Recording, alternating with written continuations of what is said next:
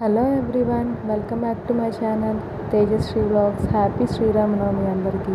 ఏంటో పండగ రోజు బ్లాక్ డ్రెస్ వేసుకున్నాను చూస్తున్నారా? మరి అంత ప్యూర్ బ్లాక్ ఏం కాదు, కింద రెడ్ కూడా ఉంది. పానకమని వడపప్పు చేస్తానండి ప్రసాదానికి. నేను హెల్ప్ చేయమని అడిగితే మిరియాలను యాలకుల పొడి దంచుతున్నారు పానకంలోకి. మనం వడపప్పు చేసేసి పూజ అయితే చేసేసుకున్నాము.